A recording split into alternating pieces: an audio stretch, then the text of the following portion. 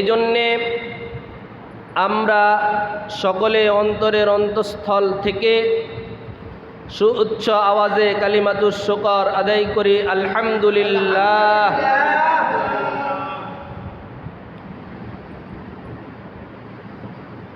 গত জুমাতে আলোচনা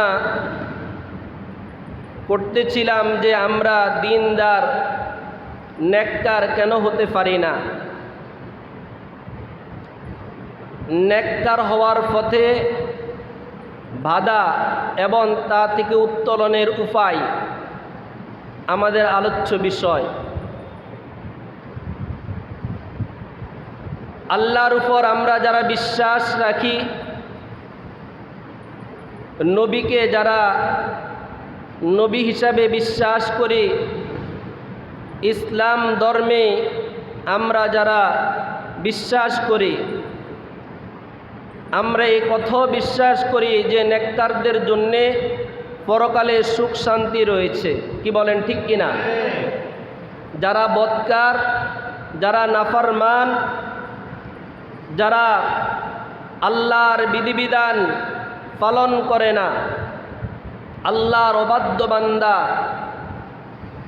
এদের জন্যে পরকালে শাস্তির ব্যবস্থা রয়েছে।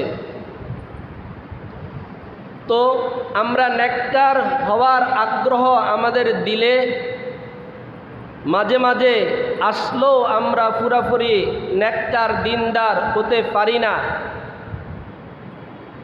এই না পারার যেই বাধা, যেই সমস্যা, এই সমস্যাগুলোর মধ্যে একটি সমস্যা হচ্ছে আমরা সামনে ভালো হব, সামনে থেকে করব, এই আগামীর চক্করে আমরা পড়ে থাকি। এই আগামীর চক্করে পড়ে থাকতে থাকতেই এই অবস্থায় অনেকের মৃত্যু এসে উপস্থিত হয় এবং এই নাফরমান অবস্থায় আল্লাহর অবাধ্য বান্দা হিসাবেই তাকে দুনিয়া থেকে বিদায় হতে হয়। জোরে বলেন নাউজুবিল্লাহ। তো এই থেকে উত্তরণের উপায় হচ্ছে আগামীর চক্করে পড়ে না থেকে আমল করব, তো এখন থেকেই আমল করা শুরু করা, সামনে করব এই চিন্তা বাদ দিয়ে দেওয়া।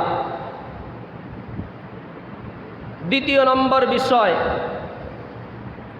আমাদের নেককার হওয়ার পথে বাধা হচ্ছে আমাদের পরিবেশ, আমাদের সঙ্গ। খারাপ পরিবেশের কারণে, খারাপ বন্ধু বান্ধবের কারণে অনেক মানুষ লাঞ্ছিত হয়ে যায়। কি বলেন, ঠিক কিনা? আমাদের ছেলে সন্তান নষ্ট হয়ে যায়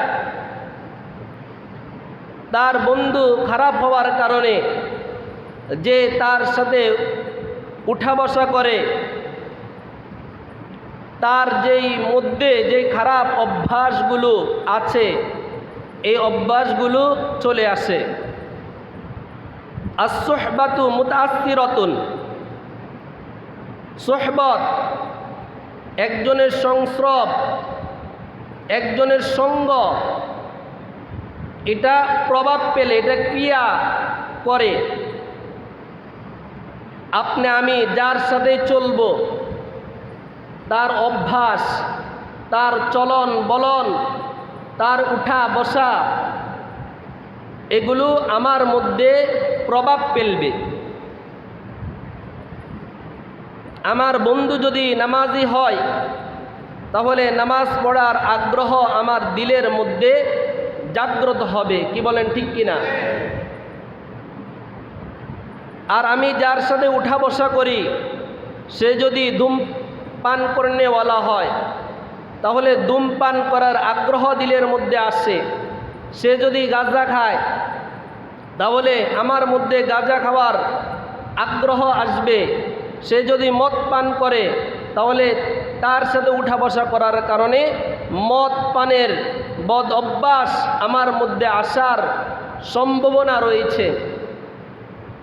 যে ব্যক্তি জিনাকার তার সাথে একজন ভালো মানুষ যদি চলাফেরা করে, খারাপ পরিবেশে যায়, তাহলে সেও ভালো মানুষটাও জিনাকার হয়ে যাওয়ার রাস্তা তার জন্য খুলে যায়। জোরে বলেন নাউজুবিল্লাহ। এজন্যে ইসলামে সৎসঙ্গ এর গুরুত্ব অপরিসীম। একজন মানুষ আদর্শ মানুষ হিসাবে টিকে থাকার জন্যে, আদর্শ মানুষ হিসাবে জীবন যাপন করার জন্যে, নেককার হিসাবে জীবন যাপন করার জন্যে একজন সৎ বন্ধু অবশ্যই তার প্রয়োজন। খারাপ বন্ধু সঙ্গ একজন মানুষকে খারাপ করে তোলে। আমাদের বাংলা ভাষায় একটা প্রবাদ বাক্য আছে, সৎসঙ্গে স্বর্গবাস। সৎসঙ্গে স্বর্গবাস, অসৎ সঙ্গে সর্বনাশ। কেউ যদি অসৎ সঙ্গ পায়, খারাপ লোকদের সঙ্গ পায়, তাহলে তার জীবনে সর্বনাশ হয়ে যায়, তার জীবন ধ্বংস হয়ে যায়। নেককার হওয়ার পথে আমাদের যতগুলো বাধা, তার মধ্যে অন্যতম একটি বাধা হচ্ছে খারাপ সঙ্গ, খারাপ পরিবেশ। এজন্যে যারা ঘর বাড়ি নতুন করে নির্মাণ করার চিন্তা করে, তাদের জন্য উচিত হচ্ছে তার আশপাশ পরিবেশ চিন্তা বিবেচনা করে বসবাস করা। কারণ তার প্রতিবেশী, তার পরিবেশ যদি খারাপ হয়, তাহলে তার ছেলে সন্তানদেরকে মানুষ করা তার জন্য অনেক বড় চ্যালেঞ্জ হয়ে যায়। কি বলেন ঠিক কিনা? অনেক বড় চ্যালেঞ্জ হয়ে যায়। এই জন্যে আল্লাহ রাব্বুল আলামিন পবিত্র কোরআনে মাজিদের মধ্যে উল্লেখ করেন, ইয়া আইয়ুহাল্লাযীনা আমানুত্তাকুল্লাহ ওয়া কুনু মা'আস সাদিকিন।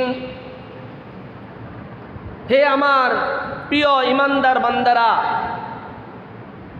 হে আমার আদরের ইমানদার বান্দারা, তোমরা তাকওয়া অর্জন করো, তোমরা ভালো হয়ে যাও এবং ভালো লোকদের সাথে তোমরা উঠা বসা করো। কার কথা? কথা বলেন, কার কথা? আল্লাহর কথা। ভালো লোকদের সাথে উঠা বসা করলেই একজন মানুষ ভালো মানুষ হিসাবে সমাজের মধ্যে চলাফেরা করতে পারে। এজন্য আমরা ভালো মানুষদের সাথে উঠা বসা করব। আমাদের ছেলে সন্তানদেরকেও ভালো সন্তানদের সাথে উঠা বসা যাতে করে, এই দিকে খুব সচেতন থাকব। না হয় দেখবেন কিসের থেকে যেন কি হয়ে গেল, ভালো সন্তানও কিছুদিনের মধ্যে খারাপ হয়ে যায়। বাপ মা হিসাবও মিলাতে পারে না, সন্তান এত খারাপ কেন হলো, সন্তান এত খারাপ রুচি কিভাবে আসলো তার মধ্যে, এত নিকৃষ্ট মনোভাব তার দিলে কিভাবে আসলো। অল্প কিছুদিনের মধ্যেই একজন সন্তান নষ্ট হয়ে যায়। কেন নষ্ট হয়? তার উঠা বসা যার সাথে, সে খারাপ খারাপ মন মানসিকতার। এজন্য ওই খারাপ প্রভাব আমার সন্তানের মধ্যেও পড়ে। সন্তানের মধ্যে ওই খারাপ প্রভাব পড়ার কারণে সন্তান নষ্ট হয়ে যায়। পিতামাতা যদি নিশ্চিত থাকে যে সন্তান কার সাথে চললো, কার সাথে চললো না, এই খেয়াল না রাখে, তাহলে ছেলে সন্তানকে নিজের আয়ত্তে বেশি দিন টিকিয়ে রাখা যায় না। কথা বলেন ঠিক কিনা? বেশি দিন টিকিয়ে রাখা যায় না। এজন্য আমাদের ছেলে সন্তানের বিষয়ে এই একটি বিষয় আমাদের খুব সাবধানতার সাথে খেয়াল রাখতে হবে। খুব বেশি খেয়াল রাখতে হবে আমার সন্তান ধ্বংস হওয়ার জন্যে, আমার সন্তান খারাপ হওয়ার জন্যে, আমার সন্তান বিপদগামী হওয়ার জন্যে, আমার সন্তান আল্লাহর নাফরমানি করার জন্যে অন্য কোনো কিছুর প্রয়োজন নাই। একজন তার খারাপ সঙ্গী যথেষ্ট। জোরে বলেন নাউজুবিল্লাহ। একজন খারাপ সঙ্গী, একজন খারাপ বন্ধু যথেষ্ট তাকে নষ্ট করে দেওয়ার জন্যে। এজন্যে আমাদের ছেলে সন্তানের বিষয়ে আমরা সর্বক্ষণ এই খেয়াল রাখব, শুধু তার বরণ পোষণের দায়িত্ব আমার নয়, শুধু তার খাবার দাবারের জিম্মাদারি আমার নয়, তাকে দিনদার বানানো এটাও আমাদের জিম্মাদারি। কথা বলেন ঠিক কিনা? সে ছেলে সন্তানদেরকে দিনদার বানানো এটা আব্বা আম্মার উপর ফরজ। আব্বা আম্মার উপরে কি ফরজ? নামাজ পড়া যেরকম ফরজ, আমার আপনার ছেলে সন্তানকে দিনের পথে চলতে পারে এজন্য তালিম দেওয়া এটাও আমার উপর ফরজ, এটাও আমার জন্য জরুরি। আজকে আমাদের সমাজের অনেক মাতা পিতার অভিযোগ, হায়রে সন্তান, এত কষ্ট করলাম তাদের জন্যে, এত কষ্ট করলাম তাদের জন্যে, মাথার ঘাম পায়ে ফেলে উপার্জিত সম্পদ খুশি মনে তাদের জন্যে খরচ করলাম, কোনো কার্পণ্যতা করি নাই, কিন্তু আজকে ছেলে সন্তান আমাদের আয়ত্তে নাই। ছেলে সন্তান আমার অবাধ্য, ছেলে সন্তান আল্লাহর অবাধ্য। চোখের পানি পড়ে যায়। কি বলেন ঠিক কিনা? কষ্ট লাগারই কথা। এই স্বভাব ছেলের ভিতরে আসার অন্যতম একটি কারণ হচ্ছে তার সঙ্গ খারাপ ছিল। সে খারাপ পরিবেশে উঠা বসা করত, খারাপ সন্তানদের সাথে উঠা বসা করত, এজন্য তার ভিতরে এই খারাপ মানসিকতা সৃষ্টি হয়েছে।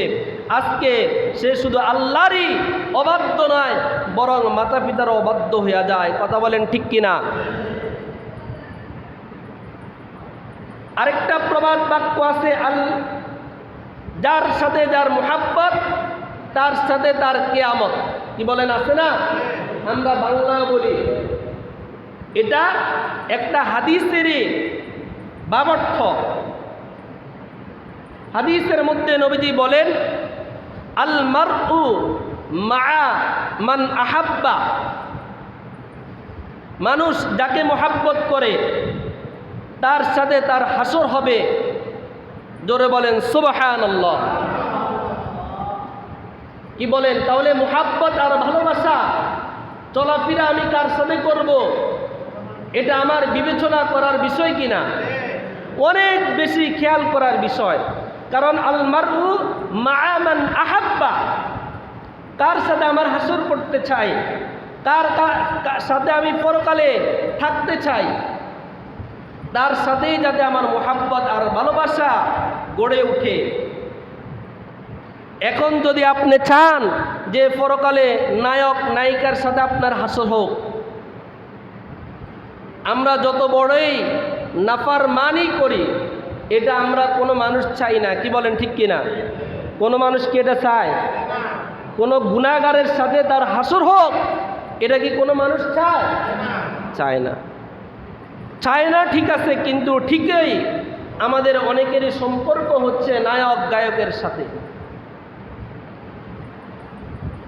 আমি যদি নেককার লোকদেরকে মোহাব্বত করি, নামাজি লোকদেরকে মোহাব্বত করি, আল্লাহ ওয়ালাদেরকে মোহাব্বত করি, বুজুর্গ ওলামায়ে কেরামকে মোহাব্বত আর ভালোবাসি, তাহলে ইনশাআল্লাহ আশা করা যায় তাদেরকে মোহাব্বত করার কারণে আল্লাহ তাআলা আমার আমলকে দুরুস্ত করে দিবেন এবং তাদের সাথে আমার হাসর করে দিবেন। জোরে বলেন সুবহানাল্লাহ।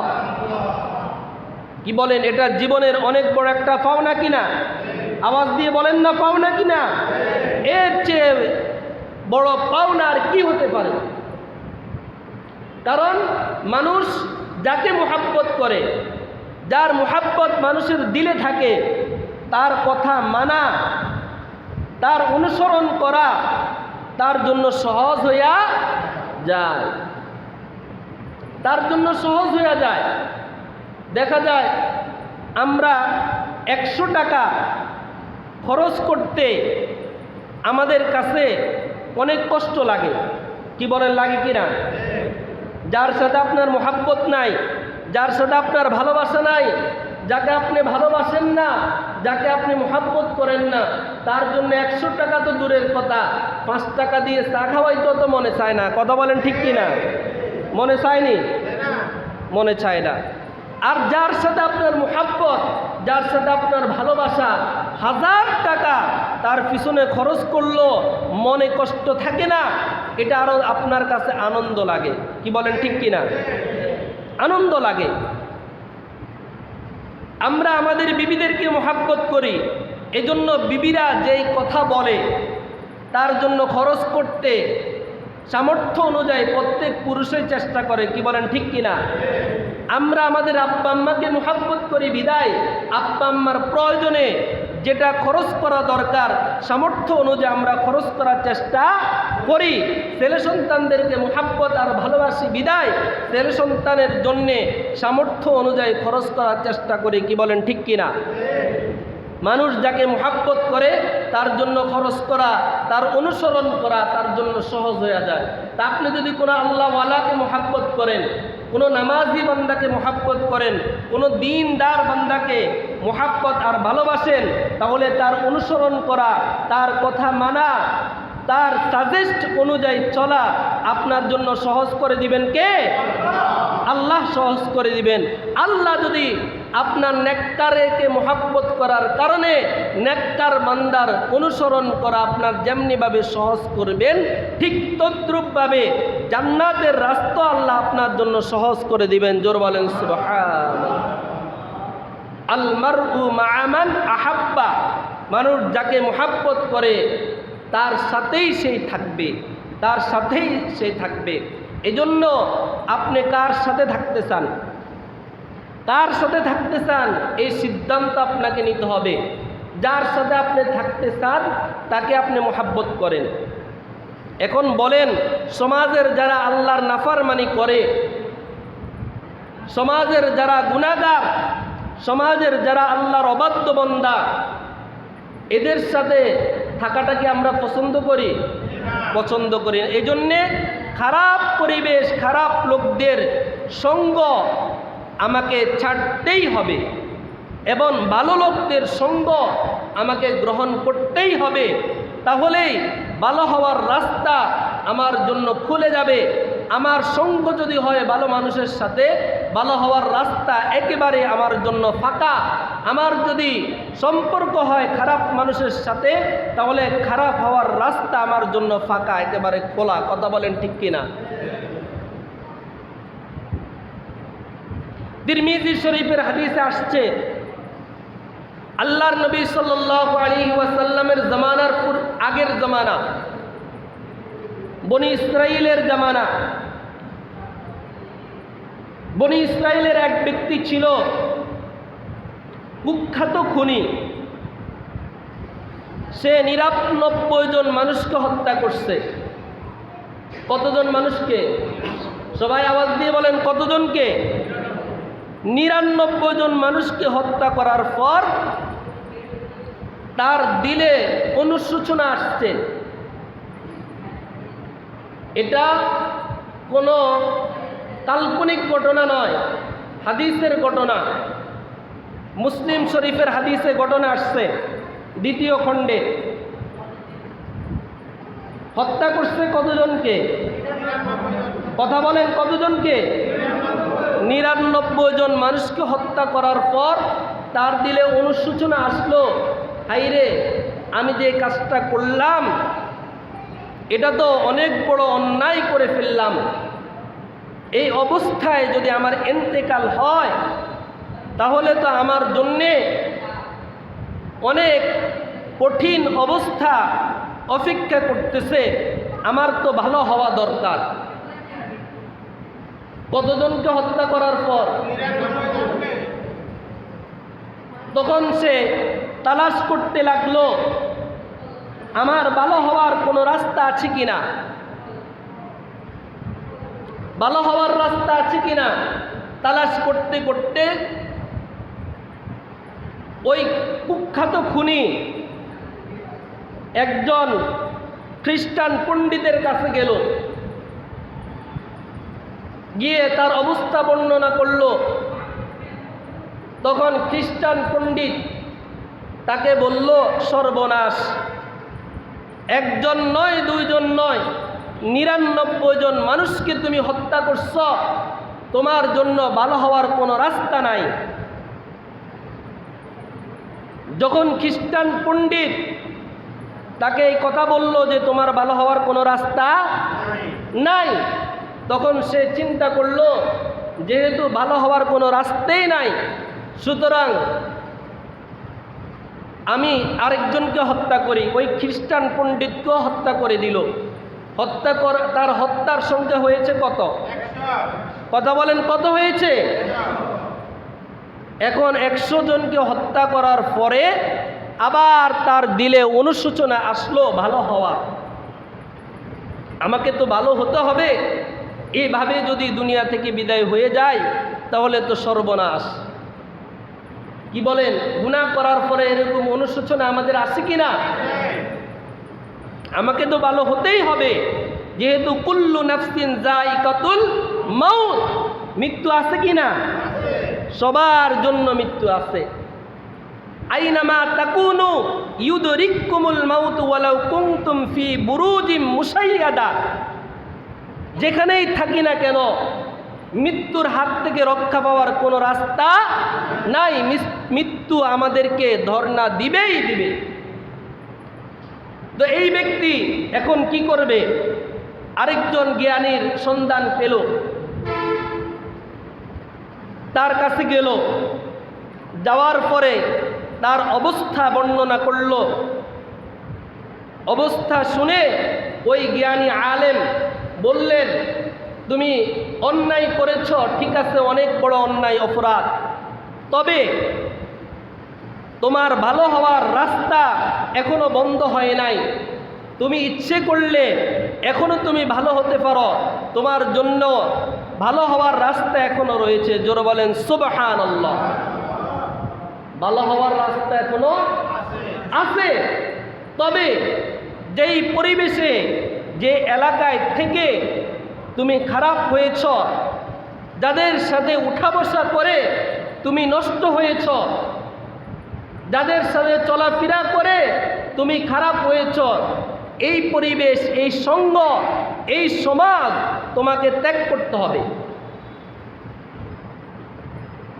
আমি যদি গাঁজা খাবার অভ্যাস যার সাথে চলে হলো, মদ খাই যার সাথে চলে, আমার এই অভ্যাস, খারাপ অভ্যাস আসলো, জুয়া খেলার অভ্যাস যার সাথে চলাফেরা করার কারণে আসলো, তার সাথে থেকেই যদি আমি এগুলো ছাড়তে চাই, এটা আমার জন্য দুষ্কর।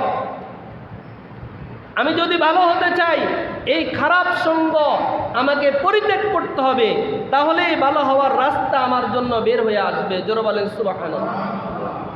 ওই কুখ্যাত খুনিকে ওই আলেম বললেন, তুমি যদি ভালো হতে চাও তাহলে এই সমাজ ত্যাগ করে তুমি ওই যে একটা এলাকা আছে, ওই এলাকার মধ্যে ভালো মানুষ, নেককার মানুষ বসবাস করে, তুমি সেখানে চলে যাও, সেখানে চলে যাও, তাদের সাথে তুমি উঠা বসা করো, তাদের সাথে তুমি চলাফেরা করো, তাহলে এই খারাপ অভ্যাস তোমার থেকে চলে যাবে।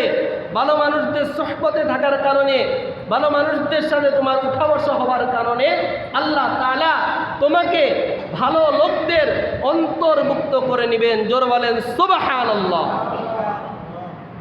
এই ব্যক্তি, এই কুখ্যাত খুনি, সে এই আলেমের কথা শুনে ভালো হওয়ার নিয়তে, কোন নিয়তে? কথা বলেন, কোন নিয়তে? ভালো হওয়ার নিয়তে যেই সমাজে থেকে খারাপ হয়েছে এই সমাজ ত্যাগ করে নেককার লোকেরা যেই সমাজে উঠা বসা করে, তাদের ওই সমাজের দিকে রওনা করল। প্রতিমধ্যে হযরতে আজরাইল আলাইহিস সালাম উপস্থিত। তার মৃত্যুর সময় ঘনিয়ে আসছে। এখন আজরাইলের চেহারা দেখেই মাটিতে সে পড়ে গেল। তার মৃত্যু উপস্থিত। সে চিন্তা করল, যদিও আমি পড়ে গেছি, আমি তো ভালো হওয়ার জন্যেই অগ্রসর হচ্ছি। তখন কিছু দূর বুক ঘেঁষে ঘেঁষে আরেকটু সামনে অগ্রসর হতে পারল। তার ইন্তেকালের পর তার রূহ কে কবজ করবে, এই নিয়ে দ্বন্দ্ব। যারা নেককার নামাজি বান্দা, এদের রূহ কবজ করার জন্যে আল্লাহ তাআলা খুব সূরত ফেরেশতাকে প্রেরণ করে, এবং যারা বদকার, এদের রূহ কবজ করার জন্যে আল্লাহ পাক কুৎসিত এবং কুৎসিত কালো এরকম ফেরেশতা পাঠায় তার রূহ কবজ করার জন্য, আযাবের ফেরেশতা। এখন রহমতের ফেরেশতা তার রূহ কবজ করবে না আযাবের ফেরেশতা তার রূহ কবজ করবে? রহমতের ফেরেশতা এবং আযাবের ফেরেশতার মধ্যে দ্বন্দ্ব।